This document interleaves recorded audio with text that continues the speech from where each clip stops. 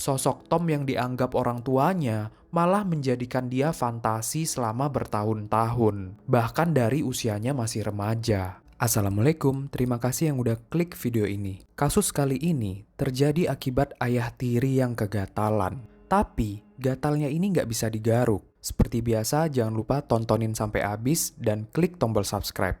Kita langsung aja ke ceritanya.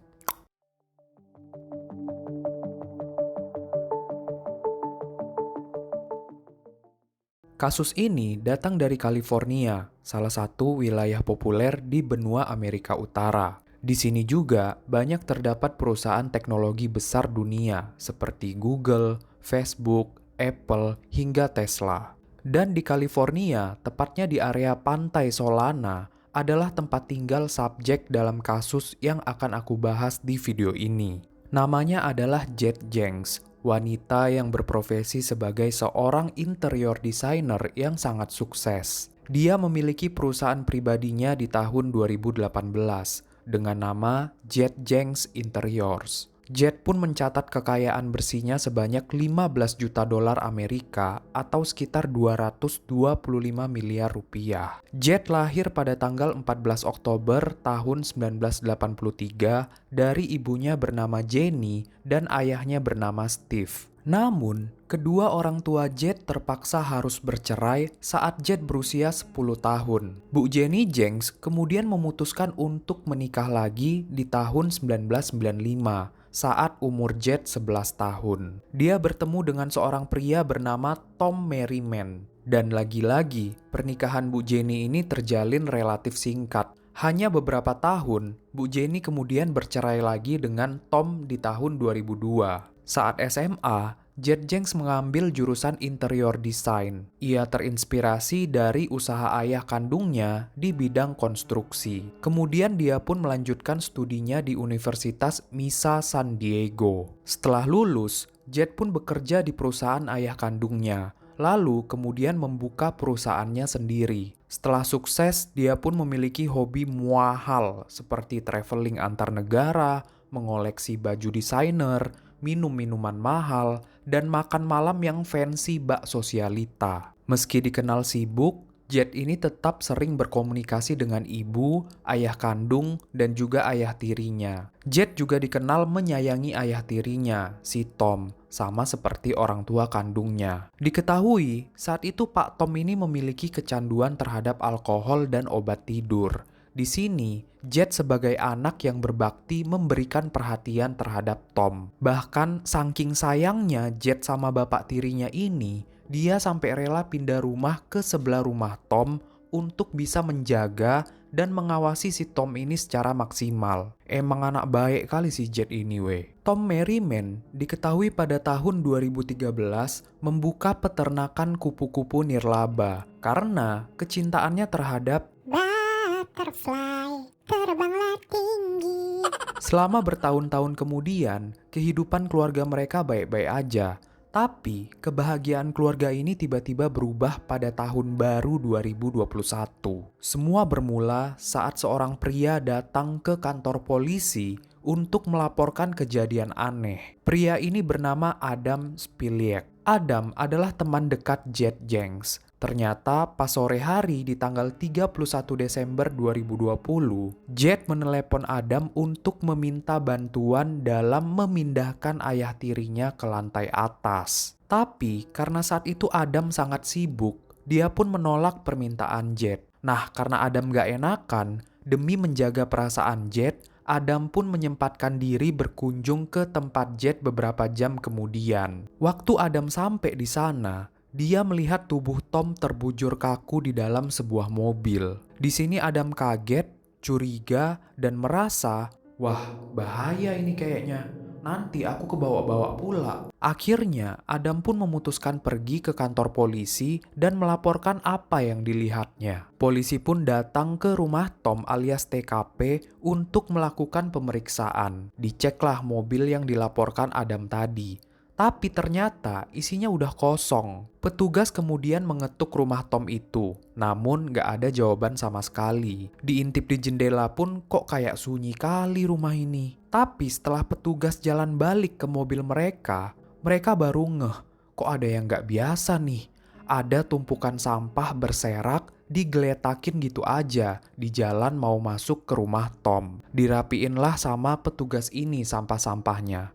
Pas sampai dasar tumpukan sampah ini, kok ada sesuatu yang besar, bentuknya agak aneh dan agak berat lagi. Dan ternyata di bawah tumpukan sampah itulah polisi menemukan tubuh Tom Merriman yang udah tak bernyawa. Tubuhnya ditutupi puing-puing kardus sebagai upaya untuk menyembunyikan dari siapapun. Jadi dari sini, polisi menyimpulkan kalau ini bukanlah kecelakaan. Tapi agak aneh juga ya, tersangkanya mau nyembunyiin tubuh Tom, namun agak-agak gak niat. Masa di depan rumah cuman ditutupin kardus? Berkat pernyataan Adam, polisi jadi lebih mudah mendeteksi siapa orang yang memungkinkan terlibat dalam kejadian ini. Tentu aja, dia adalah Jed Jenks. Tetapi saat Jed diperiksa oleh petugas, dia dengan tegas membantah terlibat dalam pembunuhan ayah tirinya. Karena menurut Jed waktu itu, dia sampai pindah rumah ke sebelah Tom hanya untuk menjaganya. Namun, alasan Jed ini nggak ngaruh.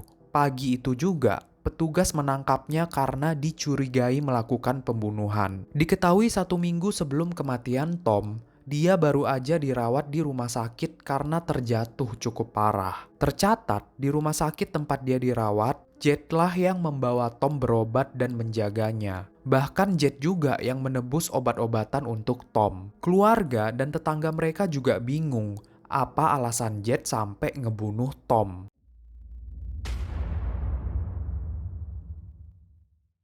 Jed telah menemukan hal yang mengejutkan yang ngebuat dia merasa takut, merasa ternodai, kotor, dan jijik. Jadi saat itu, Jed yang baru pulang liburan mampir ke rumah Tom untuk bersih-bersih. Dan memang seperti biasa dialah yang ngebersihin rumah Tom. Pas tiba Jed ngelap-ngelap meja ruang kerja Tom, dia nggak sengaja menyenggol atau mengklik mouse komputer Tom. Nah, karena hal ini, komputer Tom yang lagi mode sleep pun hidup dan layarnya menyala. Pas dilihat Jed kok gambar latar belakangnya foto gunungnya perempuan. Dan pas diperhatiin bener-bener, kok nggak asing nih bentuk. Tiba-tiba menggigillah Jed ini pas sadar kalau itu adalah susunya dia. Di sini, Jed masih nggak habis pikir, kok bisa ada foto ini? Padahal itu foto udah lama kali, di mana foto itu dia bagiin ke mantan pacarnya beberapa tahun lalu. Kok bisa-bisanya ada di komputernya si Tom? Jed pun bingung. Setelah diotak-atik file komputernya si Tom, Jed nemuin lebih dari 100 foto vulgar tubuhnya. Di sini Jed juga ngeh kalau beberapa foto itu ada yang berasal dari 10 tahun lalu saat Jed masih berusia 16 tahun. Akhirnya, setelah ditelaah Jed, ternyata foto-foto ini banyak yang diambil dari kamera tersembunyi yang berada di kamar tidur dan kamar mandi dia. Wah, pasti kaget lah itu si Jed. Jed merasa hancur hatinya. Sosok Tom yang dianggap orang tuanya malah menjadikan dia fantasi selama bertahun-tahun. Bahkan dari usianya masih remaja. Jed menjadi traumatik atas temuannya ini. Di sini Jed memutuskan untuk menghabisi ayah tirinya itu. Dia juga mempertimbangkan sebelumnya, kalau Tom kan pecandu alkohol dan obat-obatan. Hal ini dinilai Jed bakal mempermudah dia lolos dari semua tuntutan terhadap Tom. Hal yang perlu dilakukan Jed hanyalah ngebuat pembunuhan ini seolah-olah seperti kecelakaan. Nah, jadi waktu itu jadwalnya Tom minum obat. Si Jed ini pun memberikan dosis obat tidur yang luar biasa tinggi, yang mengakibatkan Tom ini teler, nggak sadarkan diri. Di kondisi inilah Jed menyengkek Tom hingga meninggal Tapi Jed ngebuat kesalahan besar dalam rencananya ini. Dia malah melibatkan orang lain, yaitu si Adam. Dia mengirim SMS ke Adam untuk menutupi perbuatannya. Dia bahkan ngejelasin secara detail bagaimana tindakan pembunuhan yang telah dilakukannya lewat SMS ini. Dalam situasi panik, Jed kemudian nelpon Adam. "Tolong bantuin aku, kali ini aja Dam. Si Tom ada di mobilku. Dia abis minum whisky terus makan obat tidur." Awalnya Adam menolak mentah-mentah. Tapi ujung-ujungnya Adam pun datang ke tempat Jed karena nggak enakan dia. Di tengah perbincangan mereka berdua, Jed yang ngomongnya udah acak adul karena panik, Dia pun jujur ke Adam, mulai dari temuan foto aduhai dirinya di komputer Tom, hingga mengapa Tom harus mati di tangannya. Jed masih terus memohon ke Adam agar ngebantuin dia nutupin kejahatannya. Tetapi Adam menolak untuk menjadi komplotan pembunuhan. Adam pun memeluk Jed dan memutuskan pergi meninggalkannya seorang diri. "Kamu yang kuat ya Jed, urus aja itu sendiri. Aku nggak mau ikut-ikut, ntar aku ditangkap." Mungkin karena bingung dan depresi, Jed memutuskan membawa tubuh Tom kembali ke rumah Tom. Lalu, ngebuangnya di halaman depan dan menutupinya dengan sampah. Padahal Jed ini cewek pinter, tapi karena panik, bisa-bisanya dia ngebuang di situ.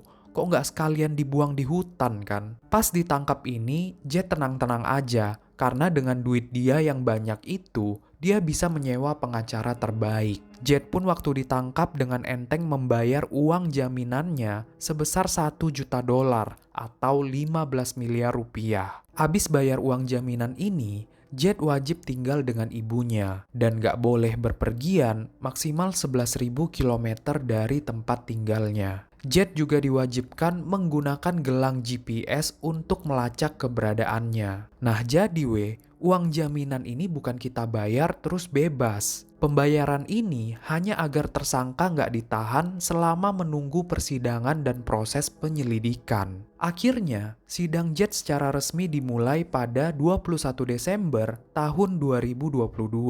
Selama persidangan, pengacara Jed mengklaim bahwa Jed nggak bersalah dan SMS yang dikirim Jed nggak bisa dikaitkan dengan kejadian ini. Sementara jaksa penuntut umum berpendapat kalau Jed ngebius Tom sebelum mencekeknya dengan kantong plastik. Laporan hasil toksikologi juga menyimpulkan bahwa salah satu penyebab kematian Tom akibat overdosis zolpidem atau obat tidur dosis tinggi. Pengacara Jed pun melakukan pembelaan dengan menggunakan laporan overdosis ini yang dinilai karena kesalahan Tom sendiri. Terus, dari catatan kesehatan Tom, juga diketahui kalau dia lagi berjuang dari kecanduan alkohol dan obat-obatan. Namun, jaksa penuntut kembali menyerahkan bukti, seperti ditemukannya sarung bantal, tali rafia, dan handuk tangan yang dipacking jadi satu. Tanda pembelian barang-barang ini juga ditemuin kalau Jed membeli semua itu dari toko Dixieland, toko yang disebutkan dalam SMS Jed. Selama interogasi persidangan, Jed menangis dan akhirnya menggambarkan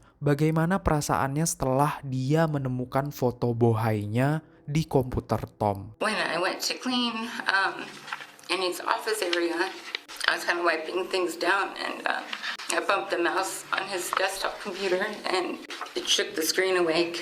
And I looked, and there's a picture of female breasts on the screen. And I look, and I have a beauty mark on my chest, and I look at it, like, those are my breasts. It was the most violating,